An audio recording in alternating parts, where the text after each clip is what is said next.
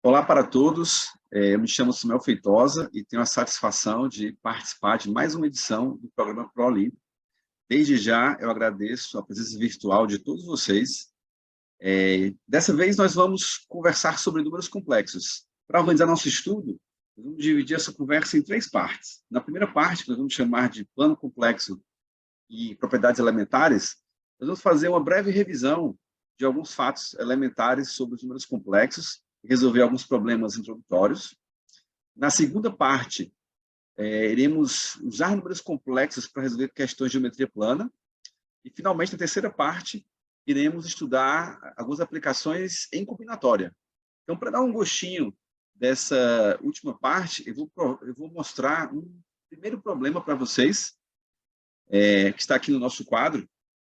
Eu quero cobrir um tabuleiro 8x8 com pecinhas que eu vou chamar de triminós. Você pode pensar que um triminó é uma versão ampliada do dominó, né? Eles são 3 quadradinhos justapostos, e um monominó. Então, a pergunta do exercício é saber quais são as possíveis posições do monominó para que seja possível cobrir o tabuleiro 8x8 com 21 triminós e um monominó. Aparentemente, isso não tem nada a ver com números complexos, é um problema de combinatória de cobertura, né? bem singelo, né? Aparentemente, parece com um puzzle, mas nós vamos ver que isso tem uma conexão muito simpática com tudo que nós vamos conversar aqui, e logo vocês vão achar muito natural a solução que nós vamos dar para ele. Tá? Então, para iniciar a nossa primeira parte, para começar a nossa revisão sobre os números complexos, eu vou seguir uma lista de exercícios como fio condutor. Em cada problema, nós vamos fazer pausas para relembrar anotações e lembrar algumas propriedades básicas. E, se vocês quiserem um complemento teórico, eu recomendo fortemente os próximos 3 livros que aparecem aqui no quadro. Tá? Os 2 primeiros são da SBM, são de fácil acesso e contém tudo o que a gente precisa saber para atacar os problemas de Olimpíada mais sofisticados que vão aparecer aqui na discussão. Tá? Se por acaso algum de vocês já está familiarizado com os primeiros exercícios da lista, vocês podem avançar o vídeo, ir até o final, e aí vão encontrar exercícios mais sofisticados. Mas eu acho importante a gente começar com os problemas dela, mesmo os mais básicos, para unificar a notação e também reforçar várias propriedades elementares que vão ser úteis aqui na nossa discussão. Tá? Além disso, vocês vão poder usar esses exercícios com seus alunos, né? Então, é bacana ter essa lista de problemas já organizados e adequada, né? Então, para começar a nossa conversa, eu quero resolver esse exercício 1, que é encontrar as raízes quadradas de 7 mais 24i. Então, o que a gente quer descobrir? Né? Eu quero encontrar um número complexo z, que é da forma a mais bi, tal que z ao quadrado seja 7 mais 24i.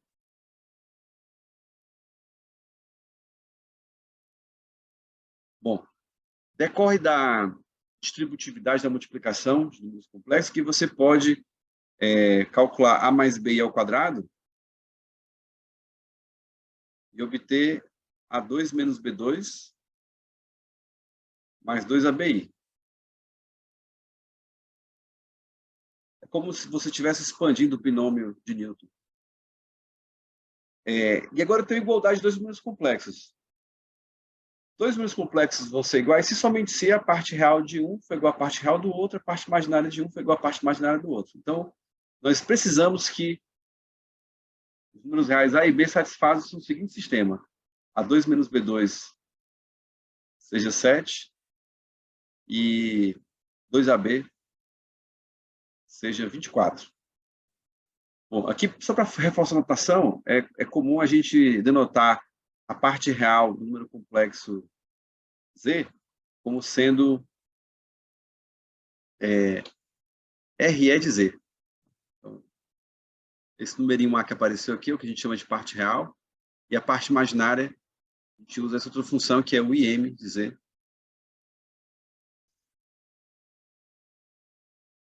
Agora, o que é que a gente quer descobrir, né? Como é que eu vou encontrar esses inteiros A e B? Eu vou primeiro isolar o A. Então, da segunda equação, eu posso concluir que o A vale 12 sobre B. Substituir isso na primeira do nosso sistema. Eu vou concluir que 4 sobre B2 menos B2 é igual a 7. Vamos lembrar aqui que esse B que nós estamos procurando é um número real, né? Então, B2, se for chamado de M, tem que ser um número real não negativo. E daí, eu posso reescrever essa equação anterior, uma equação de segundo grau em M. Né? Isso aqui é equivalente a M ao quadrado mais 7M menos 144. A gente resolve essa equação de segundo grau em M usando fórmula de Bhaskara. Lembra aqui que o M tem que ser não negativo, e aí conclui que o M tem que ser 9. Como M era B2, isso quer dizer que o B ele tem que ser mais ou menos 3. Bom, uma vez que a gente achou o B, a gente vai achar os possíveis pares AB. Para o B igual a 3, o A tem que ser 12 sobre B, então ele é 4. E o B igual a menos 3, o A tem que ser menos 4. Bom, é fácil verificar que esses dois pares realmente são soluções dessa segunda equação, e isso resolve o problema. Né? A gente achou as duas raízes quadradas de 7 mais 24,5. Vamos agora para o nosso segundo problema de revisão. Eu recomendo sempre que você estiver vendo uma telinha como essa, com os exercícios, né, tente congelar, tente pausar aí o vídeo, pensar um pouquinho antes, né? Às vezes você vai descobrir uma solução diferente, às vezes você vai descobrir uma estratégia nova, né, para resolver os exercícios. Isso é muito bacana, né? Inclusive para vocês mostrarem para os alunos. Então, agora no problema 2, eu quero encontrar dois números complexos de módulo 1, de tal forma que esse quociente que aparece aí na tela é um número real. Vamos primeiro lembrar de algum critério que caracteriza um número real, à luz aqui do nosso contexto. Né? Um critério simpático é que Z é real, se somente se, ele é igual ao seu próprio conjugado.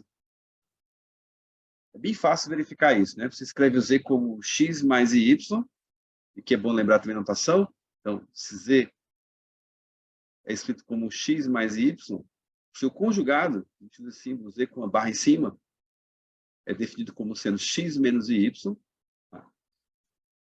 Então, para que eles dois sejam iguais, né? Se você supuser que z é igual a z barra, é porque o x é igual ao x e o y é igual a menos y, ou seja, o y é zero. Então, esse número complexo não tem parte imaginária, então ele tem que ser um só real.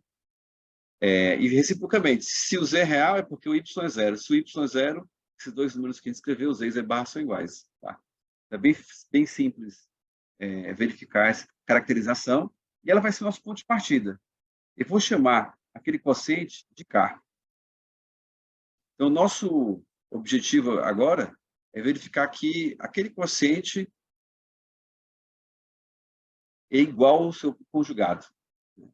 E aqui vai entrar um outro elemento importante na nossa discussão, que é a notação de módulo. Se a gente multiplicar z por z barra, isso é igual a x ao quadrado mais y ao quadrado. Esse número é o que a gente define como o quadrado do módulo. O módulo é a distância do ponto xy, do plano cartesiano, até a origem.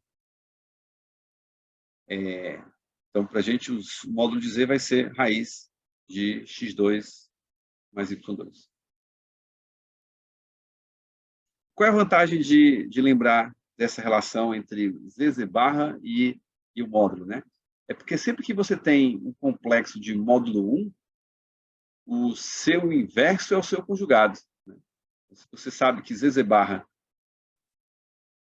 vale 1, implica que z barra é igual a 1 sobre z. Então, vamos calcular o K barra. Então, K barra vai ser conjugado de z mais w sobre 1 mais zw. aqui nós vamos usar mais uma propriedade, né? O conjugado de um quociente é o quociente dos conjugados. Esse mesmo quociente de Z mais W sobre o quociente de 1 mais ZW barra.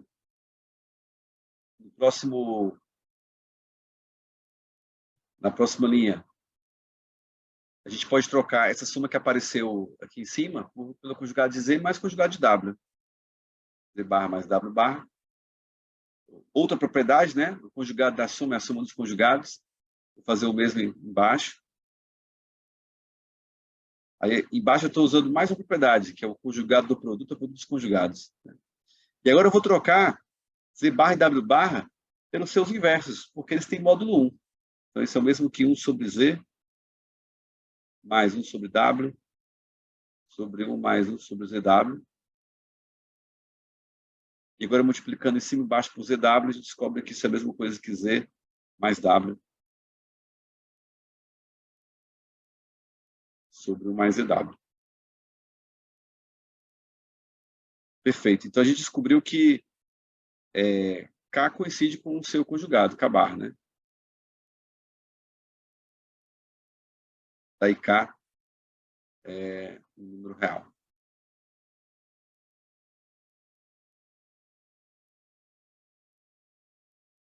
Então, fizemos aqui 2 exercícios, deu para a gente revisar a notação, né, de conjugado, de módulo. E agora vamos avançar, vamos explorar agora potência de números complexos e raiz da unidade.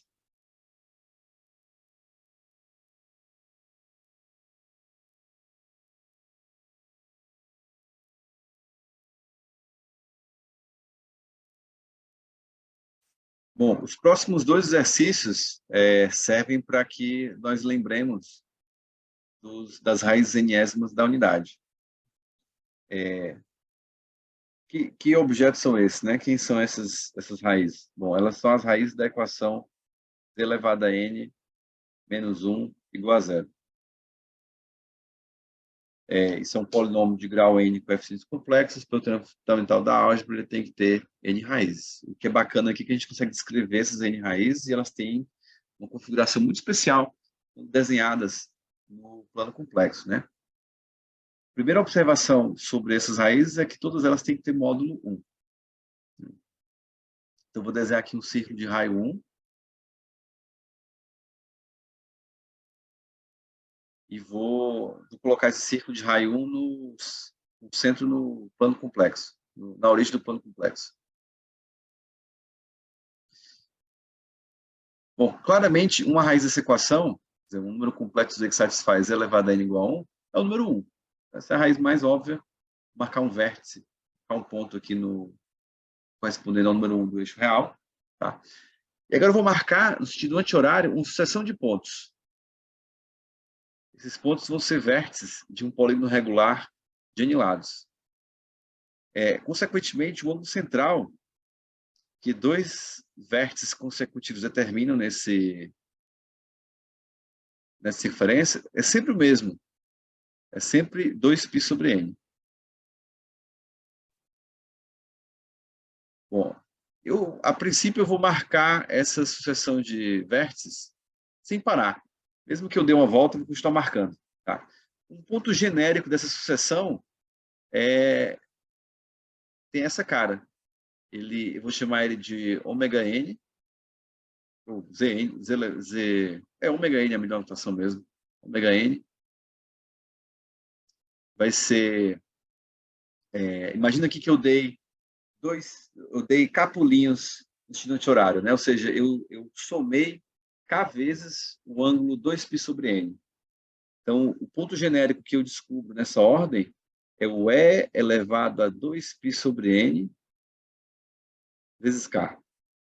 Bom, pode ser que você não esteja 2π sobre k, e pode ser que você não esteja confortável com essa notação exponencial. Outra notação também é a notação de cis, né?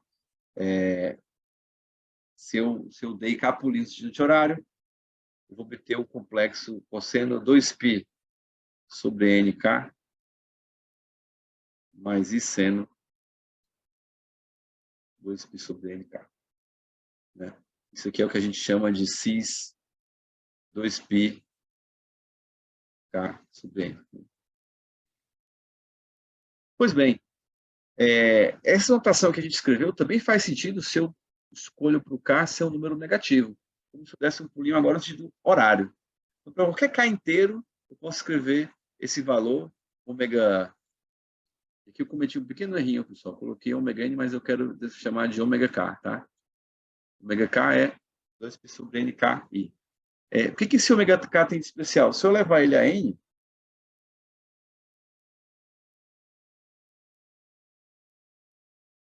veja, o K aqui é um inteiro qualquer, né? Isso é a mesma coisa que 2π NKI elevado a N, multiplica os expoentes, é elevado a 2π KI, isso é cosseno 2πk, que vale 1, mais e seno de 2πk, que vale 0, então isso aqui é 1.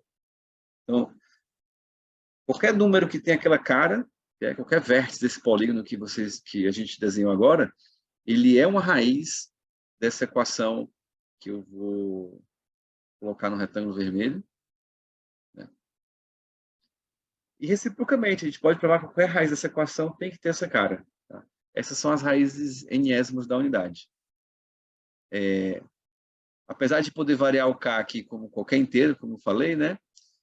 Você percebe que existe uma repetição. Depois de você dar N pulinhos de tamanho 2π sobre N, você volta para o mesmo lugar. Né? Então, para qualquer intervalo de N inteiros consecutivos, para substituir como valor de K, você vai gerar as N raízes daquela equação e vai gerar todas. Tá? Pois bem, vamos então voltar aqui ao problema 3. Eu quero descobrir quais são os números complexos Z, tais que Z menos 1 elevado a N igual a Z elevado a N. O que isso tem a ver com essa discussão toda? Bom, primeiro você percebe que o Z igual a zero não é a raiz daquela equação. Então, é natural, dado que se Z é uma raiz, eu dividi tudo por Z elevado a N. Eu posso reescrever essa equação como sendo Z menos 1 sobre Z elevado a N é igual a 1. Olha só, a nossa busca agora é pelos números complexos Z, tais que Z menos 1 sobre Z, a N vale 1. Se a gente chamar isso de ômega, eu quero encontrar, de alguma forma, as raízes enésimas da unidade. E isso está associado a Z menos 1 sobre Z. Né? Então, vamos estudar isso no próximo quadro. Primeiro, a gente chamou Z menos 1 sobre Z de ômega, e a gente descobriu que ômega elevado a N igual a 1. Então, daqui a gente já tem uma cara possível para as raízes, para esses valores de ômega. Né? Esse ômega só pode ser E elevado a 2π sobre NK, e, como mencionei, se eu escolho um intervalo de K em números consecutivos, K inteiros consecutivos, eu consigo descrever todas as raízes, né, possíveis. Bom, a princípio seria essa a nossa conta. Né? Só tem um detalhe sutil. Bom, aquele quociente Z menos 1 sobre Z, ele não pode assumir todos os valores de raízes ômega que eu descrevi na linha de baixo. Por exemplo, aquele quociente não pode ser a raiz 1, que corresponde ao K igual a 0. Né? Para ver isso é muito fácil. Eu tento igualar Z menos 1 sobre Z igual a 1 e descubro que só é verdade se Z menos 1 sobre Z é igual a Z, ou seja, se menos 1 é igual a 0. Então, eu sei que isso é falso, claramente claramente a raiz ômega igual a 1 não é admissível, né?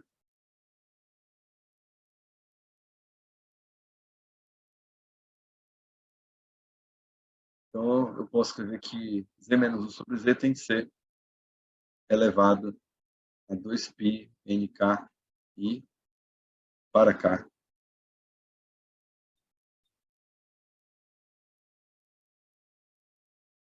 Bom, resta saber se realmente é possível encontrar um Z, tal que aquele quociente seja cada uma dessas raízes, né?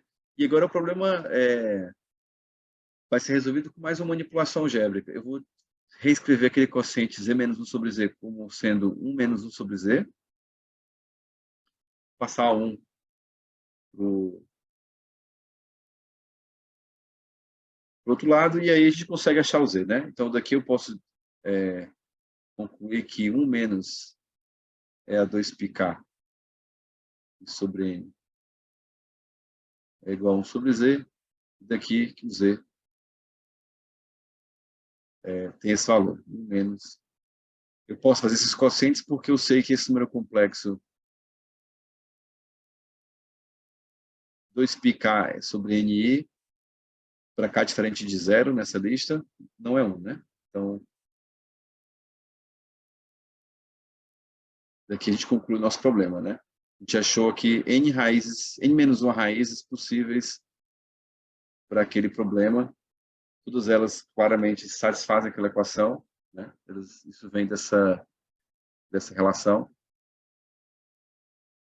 E isso conclui o exercício 3. Tá? Vamos agora para o exercício 4.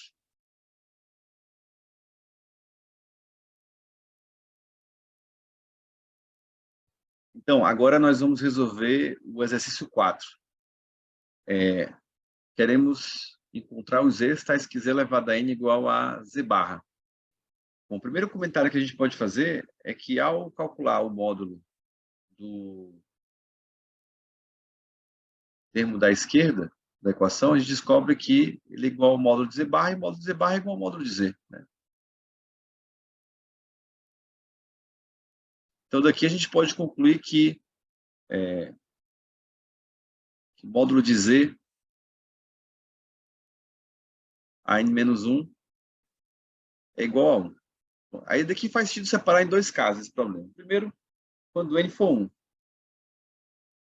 Se n igual a 1, descobrir os complexos z tais que z igual a z barra, isso é a mesma coisa que descobrir os complexos z que são reais. Ou seja, qualquer número real satisfaz essa equação. A gente já percebeu na sessão anterior, né, que z igual a z barra, se somente se z é um número real. Tá? Então, aqui qualquer número real satisfaz a nossa equação. Então, as soluções para n igual a 1 são z's reais. Se o n for maior do que 1,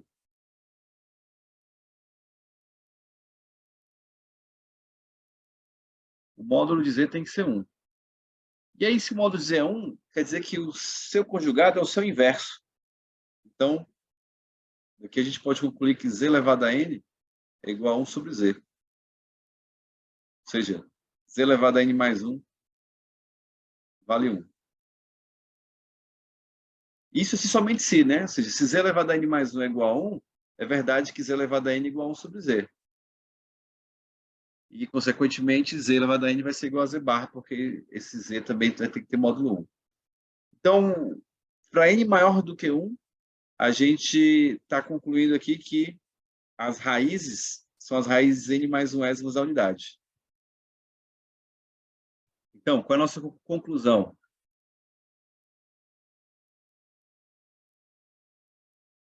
Se n igual a 1, o conjunto de solução é o conjunto dos números reais. Se o n é maior do que 1, o conjunto de solução é formado pelas raízes n mais 1 ésimas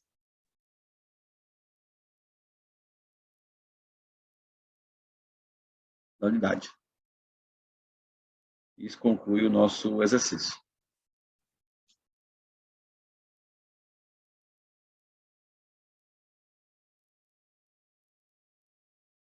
Vamos agora resolver a questão 5, também relacionado com raízes da unidade. Nesse problema, é conveniente a gente tentar escrever explicitamente as raízes cúbicas. São as raízes dessa equação, z ao cubo igual a 1. Para resolver isso, é fácil fatorar e obter a expressão z menos 1 vezes z2 mais z mais 1 igual a 0. Então, aqui as opções, né, para o z natural ficam claras, né? A primeira opção é o z ser 1, a gente já sabe que isso é uma raiz. E a segunda opção é ele ser raiz de uma equação de segundo grau, gente pode usar a fórmula de Bhaskara aqui para concluir que o Z pode ser menos 1, mais ou menos, raiz de 3i sobre 2. Essas três raízes são vértices de um triângulo equilátero. Vou desenhar agora. Uma delas está aqui no eixo real, que é 1. A outra está bem aqui. Vou chamar de ômega. E a terceira aqui abaixo. Percebam que tem uma raiz que é conjugada da outra, né? Se a gente chamar de ômega a raiz menos meio mais i raiz de 3 sobre 2, como a gente já sabe que ele tem módulo 1, o seu conjugado coincide com o seu inverso, né? Uma vez que a gente sabe que ômega ao cubo é igual a 1, então o inverso de ômega é ômega ao quadrado. Então aquela outra raiz que apareceu no triângulo, né, como verso do triângulo, simplesmente é ômega ao quadrado. Tá? É menos meio, menos i, raiz de 3 sobre 2. Então nós temos essas expressões explícitas, né, parte real e parte imaginária dessas raízes, e está conectado com o nosso problema, né? De que forma? Bom, o menos 2 ômega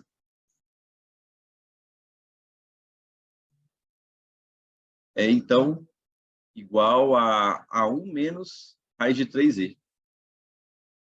E daqui, da segunda relação, menos 2 ômega ao quadrado vai ser a mesma coisa que 1 mais i raiz de 3i.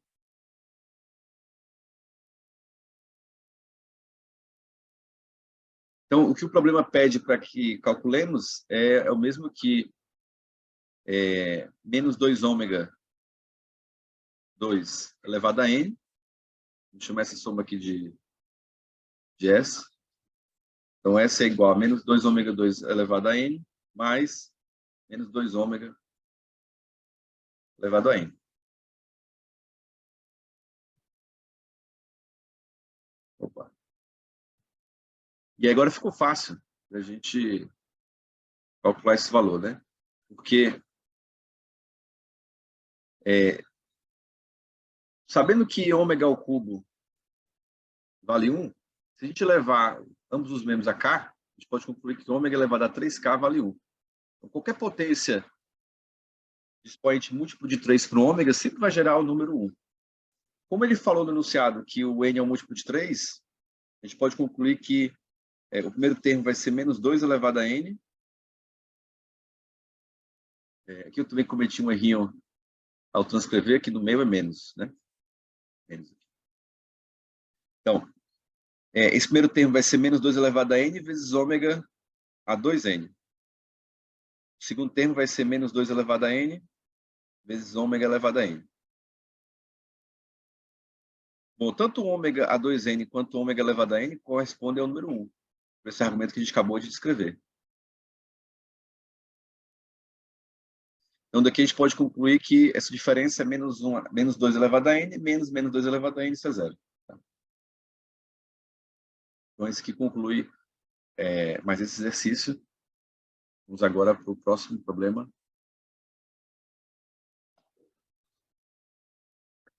Então, agora, no exercício 6, vamos ter o primeiro problema que exige um pouco mais de contato ou experiência com a geometria euclidiana plana, né? Então, aqui a gente tem uma equação polinomial. A gente quer provar que as raízes dessa equação estão sobre uma circunferência do plano complexo de raio 4/3 e centro menos 5/3. Então, o primeiro passo aqui é tentar lembrar como é que é a cara de uma equação de uma circunferência do plano complexo, né? Então, vou desenhar aqui o meu plano complexo, vou fixar um ponto A e vou desenhar essa circunferência. Bom, o ponto genérico dela, Z, satisfaz essa equação. O módulo de Z menos A, que é a distância entre eles, né, tem que ser o valor fixo E, que é o raio da circunferência. Então, a gente quer provar que todo ponto, toda raiz daquela equação satisfaz uma equação como essa que eu acabei de descrever. Então, como apareceu o módulo aqui, é interessante eu calcular o módulo daqueles dois números, dois membros, né, da equação. Então, calculando o módulo z menos 1 à quinta, eu concluí que isso aqui é o módulo 32 vezes z mais 1 à quinta. O módulo do primeiro é z menos 1 à quinta. O módulo do segundo é 2 à quinta vezes o módulo de z mais 1 à quinta. Daí a gente pode concluir que o módulo de z menos 1 é igual a 2 vezes o módulo de z mais 1. Bom, agora eu vou levar essa equação ao quadrado, quer dizer, os dois membros da equação ao quadrado, e vou lembrar que o módulo ao quadrado de um complexo é o produto dele pelo seu conjugado, né? Então, daqui eu concluo que z menos 1 multiplicado por z barra menos 1 é igual a 4 z mais 1, z barra mais 1. Então, expandindo aqui esses dois membros, a gente obtém a seguinte equação.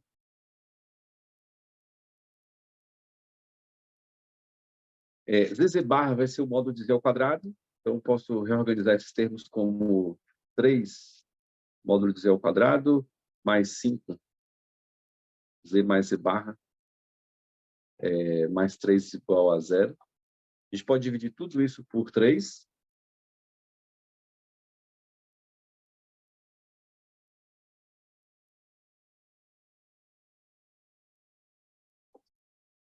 E agora eu já tenho uma equação que lembra a primeira que eu escrevi, né?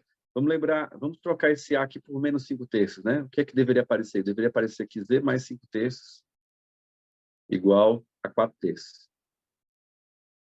Bom, isso acontece somente se o Z mais 5 terços módulo ao quadrado é igual a 16 terços, 16 nonos. Bom, o que é esse primeiro termo? Esse primeiro termo, né, é Z mais 5 terços vezes Z barra mais 5 terços. E é o que a gente está enxergando aqui, ó. Esse primeiro termo é a mesma coisa que Z mais 5 terços vezes Z barra mais 5 terços. Vai aparecer aqui o primeiro membro, módulo de Z ao quadrado, mais 5 terços de Z mais Z barra, mais 1, né? Esse 1 é como se fosse o 25 nonos que surge desse produto, menos 16 nonos. Então, daqui a gente pode já concluir o nosso problema, né? Basta transferir para o membro direito esses 16 nonos e a gente vai obter a equação que está no retângulo azul. Tá? Então, isso conclui aqui o problema 6. E agora vamos para o nosso próximo exercício.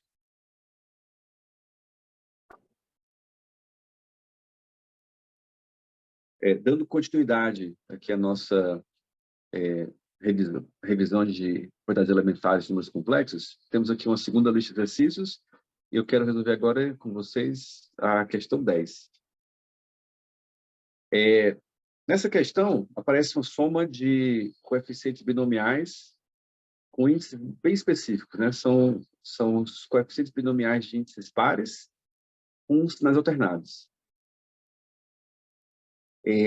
Um tipo de problema que a gente deve sempre lembrar quando bate o olho numa expressão como essa é aquele clássico problema da soma de coeficientes binomiais pares ou coeficientes binomiais ímpares de uma linha qualquer do triângulo de Pascal, né? Então, vou escrever aqui uma equação que com certeza vocês vão se recordar. É uma das inúmeras maneiras de calcular essa soma de binomiais de índice par, né? Você calcula primeiro 1 mais 1 elevado a n. Isso aqui é n escolhe 0, menos n, mais n escolhe 1, mais n escolhe 2, daí em diante. Depois a gente calcula 1 1 elevado a n. Isso é n escolhe 0, menos n escolhe 1, mais n escolhe 2, e daí em diante.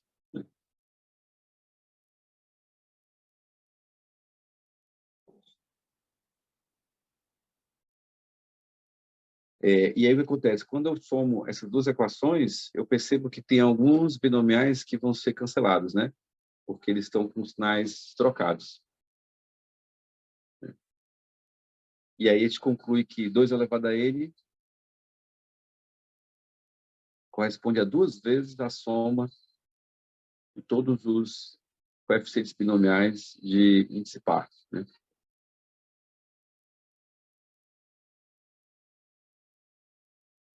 Bom, como é que a gente pode plagiar essa ideia para calcular essa soma que aparece no exercício, né? Eu vou usar o número i. Então, em vez de somar, calcular 1 mais 1 ou 1 menos 1, eu vou calcular 1 mais i e o menos i.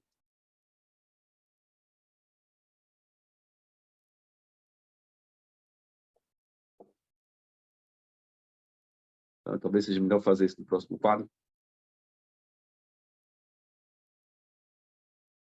Vou fazer esse cálculo para a potência 4n, né? Porque aparecem os coeficientes binomiais com 4n. Então, como é que é essa conta? Fazendo a exposição binomial, vai aparecer 4n, escolhe 0, mais 4n, escolhe 1, vezes i elevado a 1, 4n escolhe 2, i ao quadrado, daqui em diante.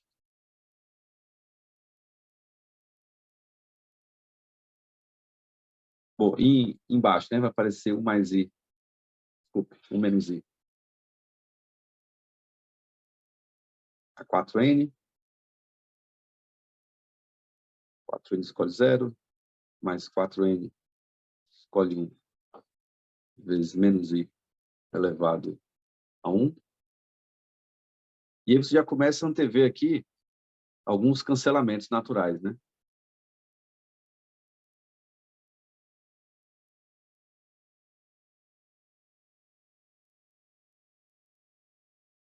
Bom, todos eles, se eu posso reduzir ainda alguns termos que acompanham os binomiais, lembrando que i ao quadrado vale menos 1, e que o i é uma raiz quarta da unidade, né? Quer dizer, o i é quarta vale 1, né? Se eu fosse plotar aqui no plano as 4 raízes da unidade, elas vão formar um vértice de um quadrado, né? Aqui é o 1, é o i, o menos 1, e que o menos i. Essas são as raízes quartas da unidade. Daqui é fácil a gente concluir que i elevado ao múltiplo de 4 sempre é 1, i elevado ao múltiplo de 4 mais 1 sempre vai ser i, e aí só multiplicando, né? I a 4k mais 2 vai ser i ao quadrado, que é menos 1, e i elevado a 4k mais 3 vai ser menos i. Tá? Então, se a gente somar essas duas linhas, né? Se eu calcular 1 mais i elevado a 4n mais 1 menos i a 4n, eu vou encontrar, bom, esse número é 1, esse número é 1 vai aparecer 2 vezes, 2. Há um cancelamento aqui nesses termos, né? Percebam que sempre que o índice for ímpar, né? Sempre que eu estiver somando i elevado a 4k, tem duas possibilidades de ímpar, né? Ou ele deixa o resto 1 por 4, ou deixa o resto 3 por 4, né? Quando eu fizer esse tipo de soma, eu sempre vou obter i mais menos i, que é zero. Então, sempre nos índices que deixa o resto 1 por 4, eu vou obter a soma zero, né? Por isso que eu posso cortar aqui. Vou cortar também no 5, vou cortar também no 9, né? E aí, quando eu tiver um índice que deixa o resto 3 por 4, eu também vou perceber um fenômeno semelhante, né? Que é a mesma coisa que i ao cubo, que é menos i, isso que é a mesma coisa que menos i ao cubo, que é menos i, que é mais i, isso dá zero. Então, nessa soma, só vão restar os coeficientes binomiais com índice par, né? E eles também vão aparecer exatamente com os sinais que me interessam, né? Vai aparecer o 4, ele escolhe 2 com menos na frente, vai aparecer o 4, ele escolhe 4 com mais na frente, e sucessivamente, né? Então, essa soma que a gente está gerando é exatamente o dobro da soma do problema, né? Se a gente chamar isso aqui de S,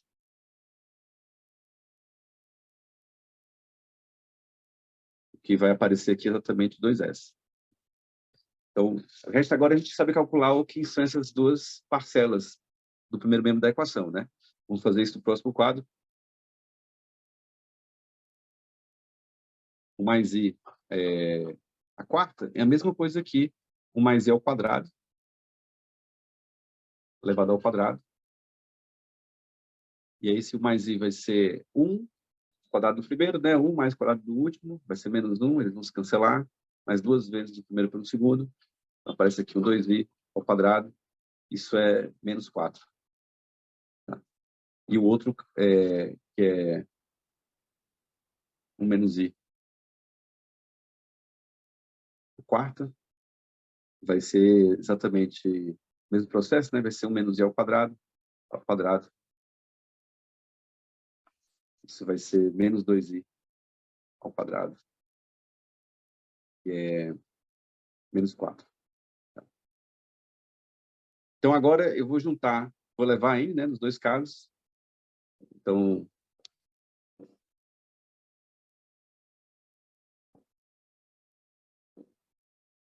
esse camarada vai ser menos 4 elevado a n. Esse camarada também vai ser menos 4 elevado a n. A gente pode marcar aqui as nossas opções, é 2 vezes menos 4 elevado a n.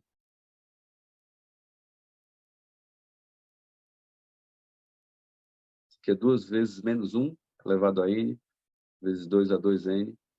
Essa resposta está na opção... Desculpe, ainda tem um detalhe, né? Isso aqui é o dobro daquela soma, né? É o dobro desse S. Então, o S é metade disso. Então, o S é só esse pedacinho, que é menos 1 elevado a n vezes 2 a 2n. Isso está na opção A. Então, essa é a resposta do exercício. Tá? Bom, vamos agora para o nosso próximo probleminha. A gente vai aumentar aqui um pouco o nível de dificuldade, porque vão aparecer agora raízes da unidade de grau maior. E aqui fica um pouco de spoiler para o nosso próximo, para as ações futuras, né? Principalmente na parte combinatória. A gente vai aprender a calcular essas somas de coeficientes binomiais em que o índice do binomial deixa um resto específico na divisão por algum inteiro, né? Por exemplo, em algum inteiro primo, né? Por exemplo, a gente pode calcular a soma de todos os binomiais em que o índice deixa o resto 1 por 3. Né? A gente consegue fazer uma formulinha rápida para isso. Esse probleminha dá um sabor do que a gente vai ter que fazer. Tá? E agora para o próximo problema. Vamos agora resolver um exercício da Olimpíada Americana. Nesse problema, nós temos 3 polinômios, P, Q e R de x, que satisfazem a seguinte relação. Essa soma, essa nova expressão polinomial, ela é divisível pelo polinômio x à quarta mais x3 mais x mais 1. Então, a gente quer provar que nessas condições o polinômio p de x ele é divisível por x menos 1. Então, o primeiro ponto é que provar que p de x é divisível por x menos 1 é o mesmo que provar que p de 1 é igual a zero. Né? Então, é natural a gente buscar investigar aqui alguma relação que calcule p de 1.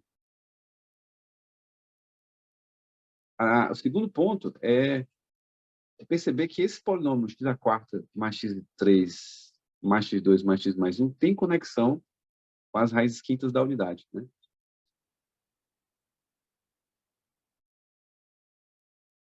Então, que conexão é essa? Se a gente investiga a equação z à quinta menos 1 igual a zero, né, que tem como 5 soluções exatamente as raízes quintas da unidade, ela pode ser fatorada como z menos 1 vezes z à quarta mais z ao cubo mais z2 mais z mais 1. Então, tem uma raiz desse polinômio, claramente, é o z igual a 1, e outras 4 raízes que anulam esse termo de quarto grau. Vamos denotar por ômega uma dessas raízes, né? Ou seja, é o cis 2π sobre 5, ou se preferir, é elevado a 2π sobre 5i. Né? Chamando essa raiz de ômega, as demais raízes são suas potências, né? Então, as raízes ômega 2, ômega ao cubo, ômega quarta são raízes.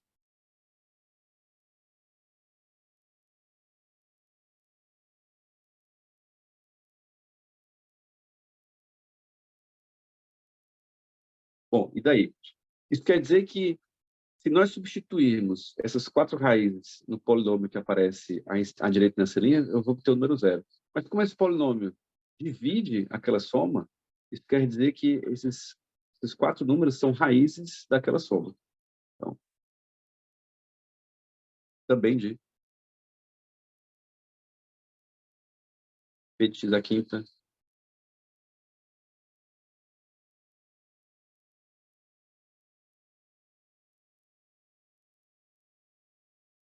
Bom, como o ômega ele é uma raiz do z à quinta menos 1, a gente sabe que ômega quinta vale 1. Então, é muito natural a gente trocar o x por ômega e descobrir a primeira relação interessante desse problema, né? Que P de ômega a quinta, P de ômega a quinta vai ser P de 1, mais ômega Q de 1, mais ômega 2 R de 1, vale zero. Nós vamos fazer isso com as demais raízes. Então, P de 1 mais ômega 2 Q de 1, mais ômega quarto R de 1 é igual a zero. Vou trocar agora o x por ômega ao cubo.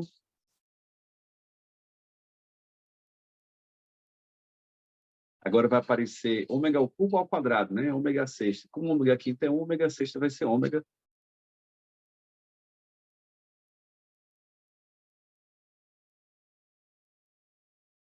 Substituo agora por ômega quarta. Eu iria escrever aqui ômega quarta ao quadrado, né? Que seria ômega oitava. Novamente usando que ômega quinta é 1. Isso aqui é o mesmo que ômega ao cubo. O que é natural agora? Natural a gente somar todas essas equações. Então, na primeira coluna, eu vou obter 4p de 1. Na segunda, aparece o fator comum Q de 1, né? Só que Q de 1, só que ômega mais ômega ao quadrado mais ômega cubo mais ômega quarta é a mesma coisa que menos 1, porque a gente consegue lembrar da relação de onde surgiu o ômega, né? De que equação polinomial ômega é raiz, né? Eu substituo ômega naquele polinômio, eu vou obter o número zero. Então, a soma dessas primeiras 4 parcelas é exatamente menos 1. Tá? Então, aqui na minha última coluna, eu posso trocar esse termo por menos R de 1. O mesmo argumento se aplica para a terceira coluna, né? Também aparecem as 4 potências de ômega, não triviais. Então, aparece também aqui menos R de 1. Então, a primeira relação simpática que a gente obteve é que P de 1, 4P de 1 menos R de 1 menos... Desculpa, aqui no meio é um Q de 1. Falha minha, pessoal. 4P de 1 menos Q de 1 menos R de 1 é igual a zero. Bom, aí a gente não concluiu que o P de 1 é zero. Para fazer isso, a gente vai manipular essas 4 equações vermelhas, multiplicando convenientemente os seus membros por múltiplos do ômega, né? A gente vai multiplicar. O que acontece se a gente multiplicar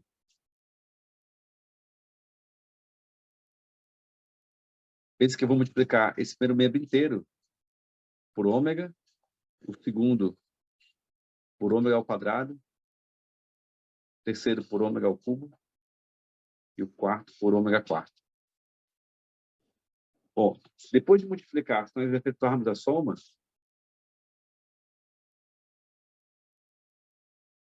o P de 1 que aparece na primeira coluna vai estar acompanhando agora de ômega, mais ômega 2, mais ômega cubo, mais ômega quarto. Isso é um menos 1, né? Vai aparecer menos P de 1. Agora, quem acompanha o Q de 1, né? Na primeira equação vai ser ômega 2, na segunda ômega quarto, na terceira ômega sexta, que é ômega, e na última ômega oitava, que é ômega ao cubo. Ou seja, aparecem as mesmas 4 potências de ômega, só que numa ordem diferente. Quando a gente soma todas elas, continua obtendo menos 1. Vai aparecer agora menos Q de 1. Quem aparece agora multiplicando o R de 1, né? Vai aparecer ômega ao cubo na primeira linha, ômega sexta, que é ômega na segunda, ômega quarta e ômega sétima, que é ômega 2. De novo, são as 4 raízes em alguma ordem misturada, né? Quando eu somo tudo, de novo, eu fatoro o R de 1, essas raízes somadas dão menos 1, então aparece menos R de 1. Isso é zero. Com essas duas equações, a vermelhinha e a verde, a gente pode concluir que 4P de 1 é menos P de 1. E aí resolve o problema, né? Então, isso quer dizer que o P de 1 tem que ser zero.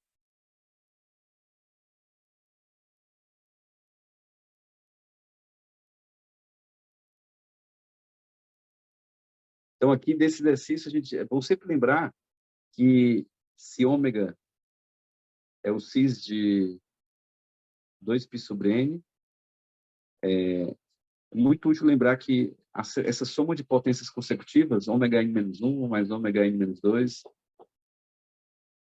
até ômega mais 1, sempre vale zero. Tá? Isso vai ser muito útil para as nossas próximas aplicações.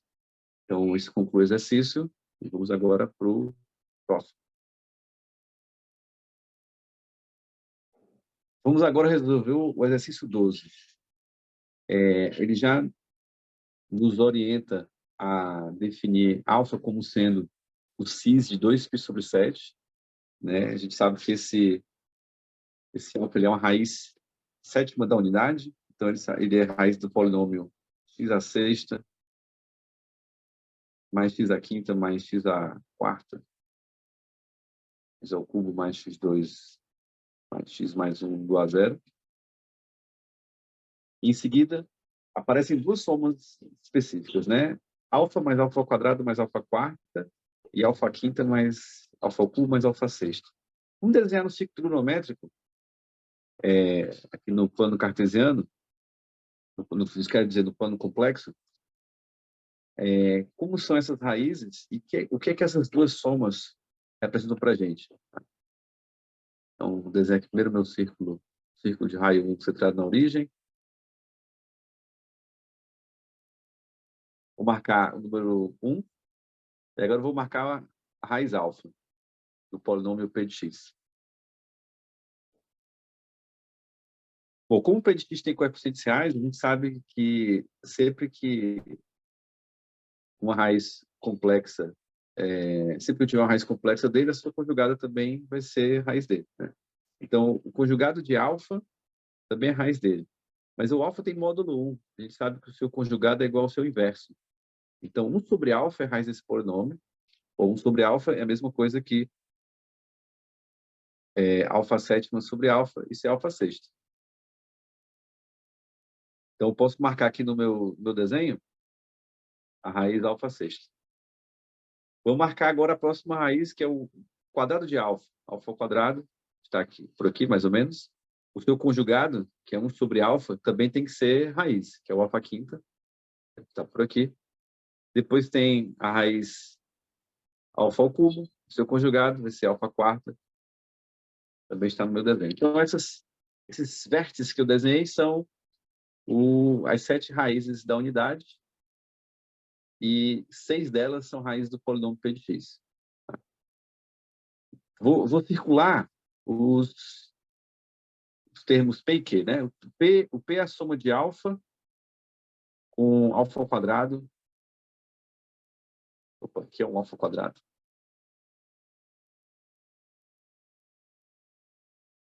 E alfa quarto. Se a gente analisar a parte imaginária desses números complexos, né? A parte imaginária do alfa é o seno de 2π/7, a parte imaginária do alfa ao quadrado é o seno de 4π/7 e do alfa quarto é o seno de 8π/7. Exatamente a soma que aparece no item C que a gente tem que calcular. Tá? Então, essa soma que é o objetivo final do problema tem a ver com essa escolha de P e Q que apareceram aqui. Né? E que são as demais raízes diferentes de 1. Então, o primeiro passo do exercício é provar que P mais Q vale menos 1. Isso é bem natural e está conectado com o último problema que a gente fez, porque se eu trocar o x por alfa, aqui na expressão azul, eu vou obter a soma de P mais Q nos primeiros 6 membros.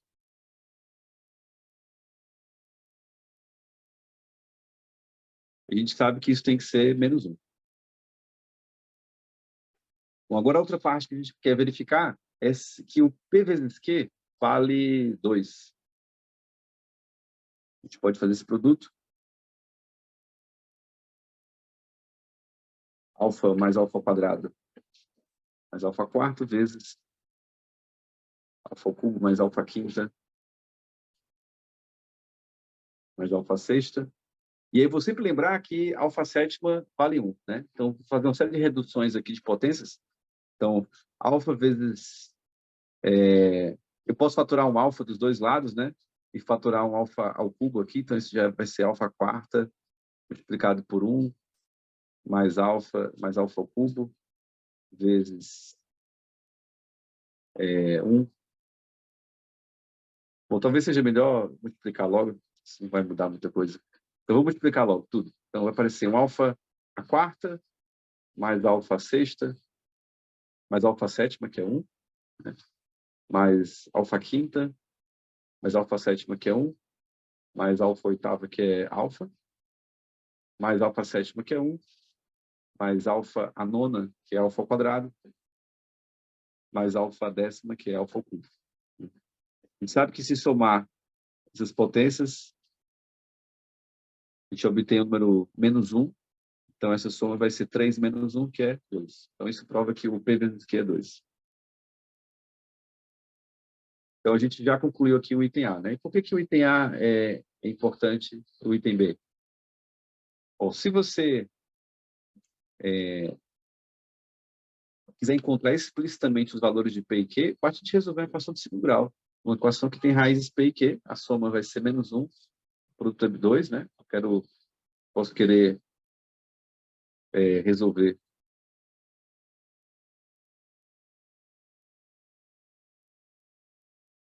Então, para encontrar os valores de P e Q, basta resolvermos uma equação de segundo grau.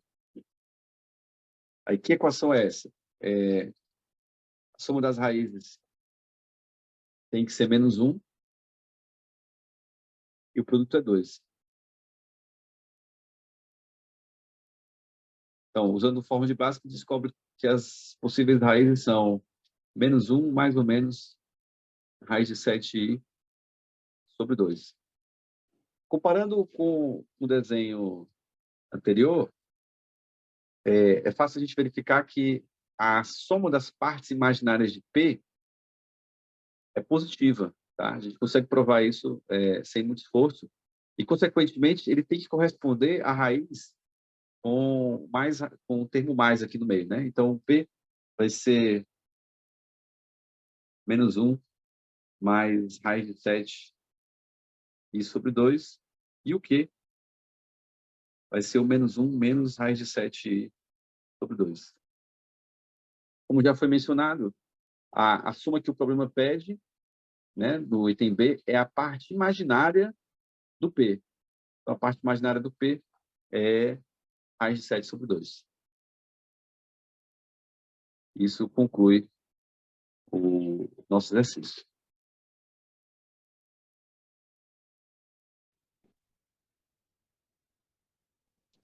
Então, vamos agora aplicar as ideias do exercício anterior para resolver um problema da Olimpíada Internacional de Matemática. Então, aqui a gente quer calcular uma soma que envolve alguns cossenos. Então, é natural a gente, pensando aqui no último exercício, né, imaginar alguma raiz da unidade vinculada a esses cossenos. Então, a gente pode começar a investigar a raiz ômega, que é o cis de 2π sobre 14. Porque o cis de 2π sobre 14 é o cis de π sobre 7, que é cosseno π sobre 7, mais i seno π sobre 7. E, bom, o próximo passo é a gente lembrar que se, se eu somo o complexo Z, que é dado por cosseno alfa mais i seno alfa, o seu conjugado, eu vou obter o dobro da parte real, né, que é 2 cosseno alfa. Então, isso já pode nos permitir converter aquela identidade do exercício em uma soma de potências de ômega, né? De forma. Bom, o cosseno de π sobre 7 é metade de ômega mais ômega barra.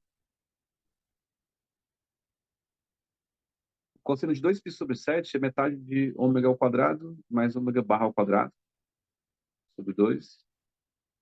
E aqui, finalmente, eu vou ter metade de cosseno de ômega ao cubo mais ômega barra ao cubo. Né? Então, a gente quer, o nosso trabalho aqui é provar que essa soma vale meio. Né? Então, basta a gente provar que a soma dos numeradores vale 1, e para isso eu vou precisar de duas reduções simples. Né? A primeira tem a ver com a definição do ômega, que o ômega 14 vale 1. A segunda é que ômega elevado à sétima é a mesma coisa que o cis de 2π sobre 2, que é o cis de π, isso é menos 1. Então, vou usar essas duas identidades agora. Bom, a soma que apareceu no último quadro vai ser igual a ômega mais, vai ser um meio, né? De ômega mais ômega barra, de acordo com a primeira linha, vai ser a mesma coisa que ômega ao cubo, né? A gente lembra que sempre que eu tenho a raiz da unidade, o seu conjugado é igual ao seu inverso, né? Então, daqui eu posso concluir que ômega barra, e aí calcular o inverso é fácil, né? É só pegar ômega 14 e dividir por ômega, isso aqui é ômega 13.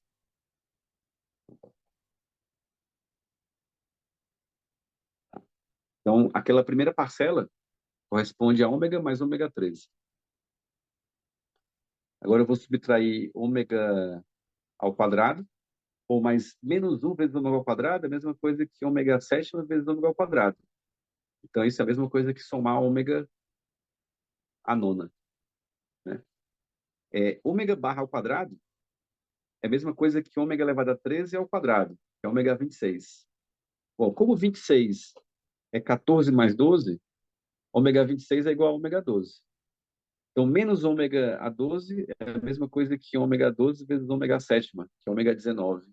E ômega 19 é o mesmo que ômega quinta. Tá? Depois, eu vou somar aqui ômega ao cubo. E agora, de novo, mais uma redução simpática, né? Ômega barra ao cubo é o mesmo que ômega a 39.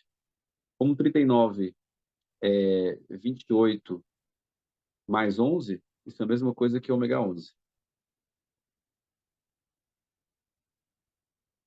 Então, reduzimos aqui aquela soma a essa expressão simpática. É possível fatorar o ômega em todos os termos, né?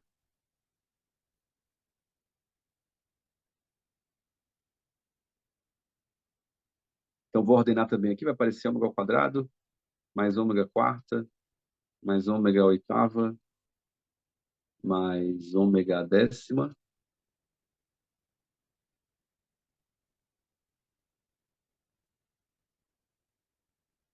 mais ômega 12, Então, a cada termo aqui eu consegui uma, uma fatoração. E essa soma que apareceu nos parênteses, né? Ela lembra uma progressão geométrica de razão ômega ao quadrado. Tá? E aí, o que a gente vai fazer? Eu vou somar essa PG. Isso é a mesma coisa que ômega a ômega 14 menos um sobre ômega ao quadrado menos um. Excetuando, falta um termo aqui, né? Para eu poder somar a PG. Falta o ômega sexta, né? Então, eu vou somar esse ômega sexta e subtrair esse ômega sexta. Então, aquela soma anterior vale isso. Bom, mas ômega 14 vale um. Então, o numerador dessa fração vale zero. E daí eu concluo que essa soma vai ser ômega sobre 2 vezes menos ômega sexta, é menos ômega sétima sobre 2, ou ômega sétima é menos um, isso é um meio. E daí a gente conclui o exercício. E agora eu quero resolver essa questão da IMO de 74 com vocês.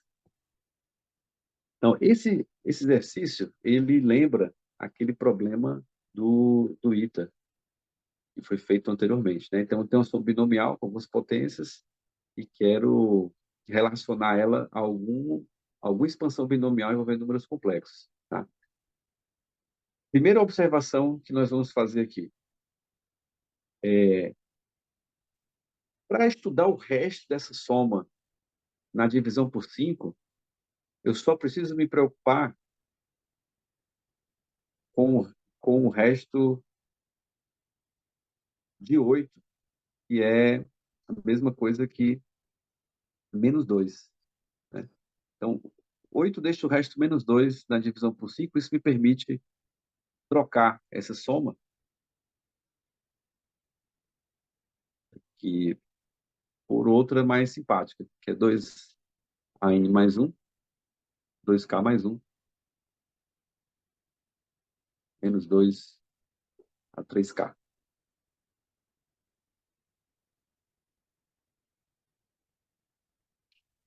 Então, é equivalente provar que a soma da esquerda não é múltiplo de 5, que a da direita não é múltiplo de 5, porque os dois têm o mesmo resto na divisão por 5. Agora, para obter a soma da direita, na expansão binomial, eu vou investigar a soma de 1 mais I raiz de 2, a 2N mais 1.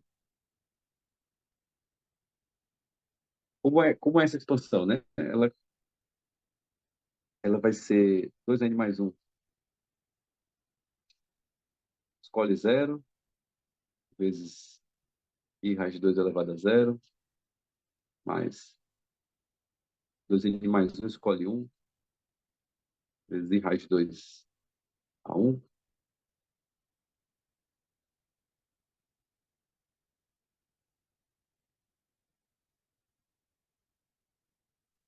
Bom, percebam que em algumas parcelas, quando o expoente do termo I raiz de 2 for par, né, como nesse caso aqui,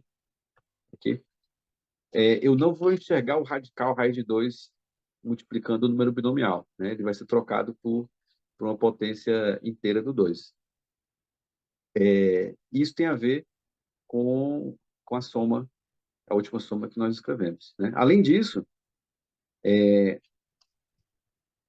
eu sei que as potências pares do I vão sempre ser 1 menos 1.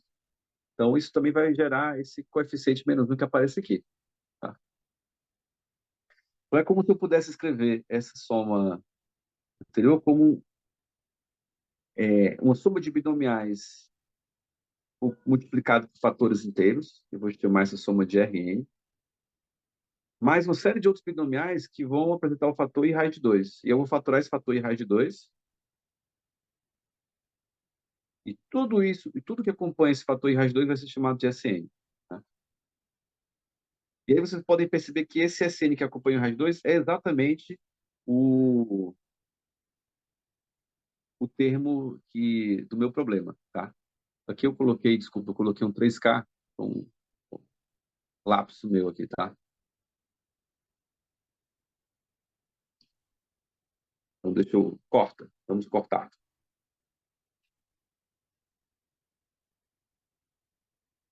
Bora, tá.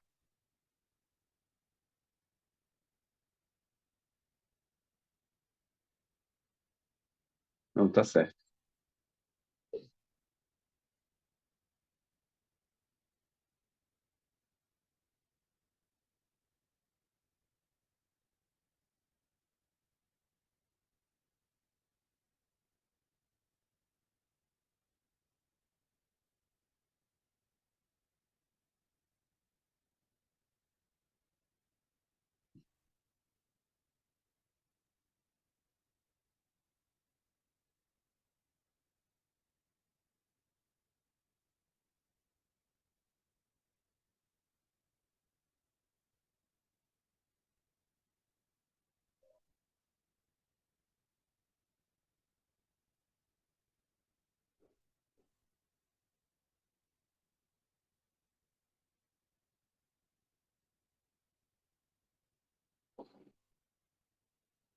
Pronto, vamos agora voltar a resolver o problema corta. Corta.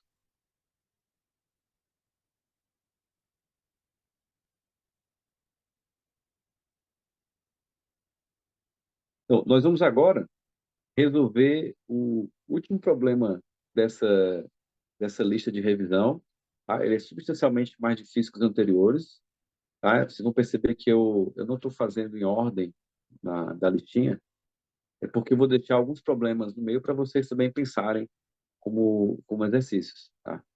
Então, esse problema 14, que é o Olimpíada Nacional de Matemática, ele tem alguma conexão com aquele exercício do ITA que fizemos anteriormente. Tá? Então, eu queria ter uma soma binomial com alguns fatores e quero tentar associar a soma binomial a alguma expansão de A mais BI elevado a N.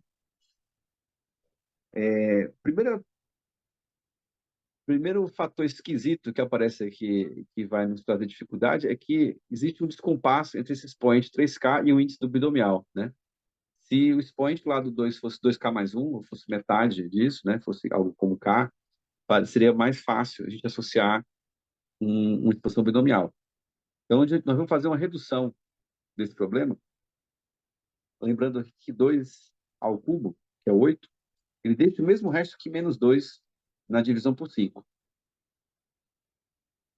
Então, em vez de investigar esse somatório, eu vou investigar o outro somatório, que é de 2n mais 1, escolhe 2k mais 1, vezes menos 2 elevado a k.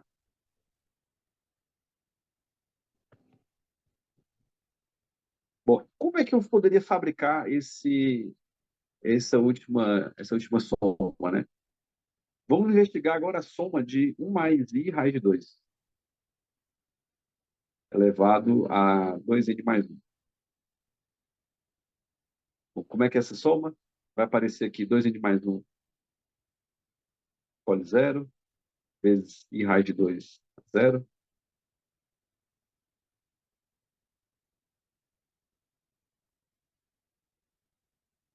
Eu vou escrever aqui vários termos para nos ajudar a entender como aquela soma surge naturalmente aqui. Bom, o que acontece? Percebam que tem alguns expoentes que acompanham o raiz de 2, que são pares, né? E, naturalmente, quando levarmos i raiz de 2 ao quadrado, a gente vai fazer desaparecer tanto o raiz de 2, né? Vai virar uma potência inteira do 2, quanto o i. I ao quadrado é 1 ou menos 1, né? Então, a gente pode aglutinar todos esses termos no único termo, vamos chamar de Rn. Então, Rn ele é a soma de todos os binomiais acompanhados dos seus coeficientes dessa expressão anterior, tá? Nos demais, que tem expoente ímpar, a gente vai fatorar o raio de 2, vezes i, né? Esses que são os expoentes ímpares, e o que sobra também vai representar uma soma de inteiros, né? Então, essa soma pode ser escrita como sendo i raiz de 2 vezes Sn. Bom, e o que é esse SN? Bom, esse SN é precisamente o somatório que o problema nos deu. Veja, ele tem os índices binomiais todos de ordem ímpar, né? E se você fizer a conta direitinho, I a raiz de 2 elevado a 2k mais 1 é a mesma coisa que I raiz de 2 vezes I raiz de 2 a 2k. Isso aí, raiz de 2. E a 2k vai ser menos 1 elevado a k vezes 2 elevado a k. Então, realmente, essa soma que aparece é a soma do problema. Então, qual é o próximo passo? A gente vai investigar esse 1 mais I raiz de 2 elevado a 2n mais 1 e multiplicar ele pelo seu conjugado, que é o I menos raiz de 2. Vamos usar aqui uma outra cor para facilitar a nossa... Vamos multiplicar ele por 1 menos I raiz de 2 a 2n mais 1. Como ele é o conjugado do termo da esquerda, na direita também vai chegar o conjugado. O conjugado vai ser Rn menos I raiz de 2 Sn. Bom, multiplicando a, a expressão A pela expressão B, vai aparecer o módulo de 1 mais I raiz de 2 elevado a 2n mais 1. O módulo desse camarada é 3. Vai aparecer 3 a 2n mais 1.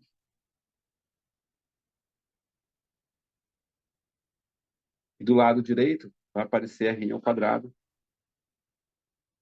mais 2Sn ao quadrado. Se por acaso o Sn ao quadrado for múltiplo de 5,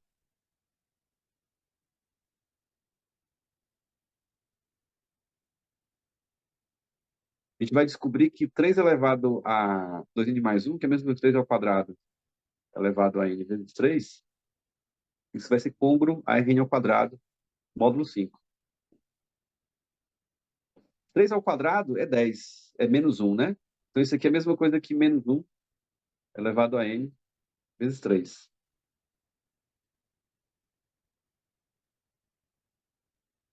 E onde é que está o absurdo aqui, né? O Rn ele é um inteiro. Elevado ao quadrado está produzindo os restos 3 ou menos 3 na divisão por 5. Se nós investigarmos os restos dos quadrados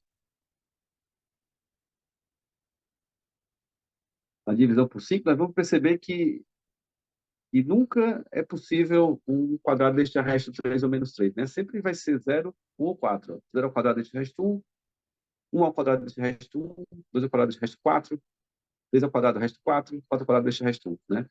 Então, como 3 e menos 3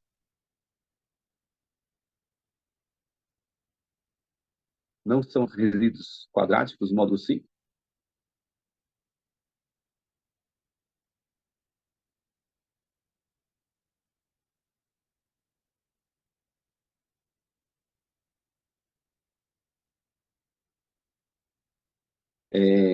essa última equação é um absurdo, né?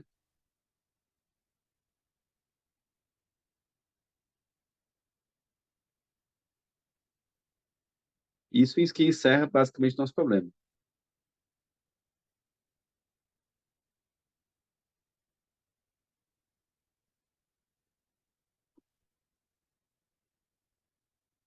É bem inusitado, né? Geralmente a gente tenta provar que algo é múltiplo de 5, algo é múltiplo de algum primo, né? Esse problema para provar que algo que não é múltiplo de um primo, e a gente montou aqui uma equação que envolve resíduos quadráticos, né? Então é isso. Eu espero que essa coleção inicial de problemas tenha servido para a gente relembrar algumas ideias fundamentais. E na próxima palestra, na próxima aula, nós vamos agora explorar como essas ferramentas dos números complexos são úteis para problemas de geometria plana. Tá? Então, até a próxima. Nos vemos daqui a pouco.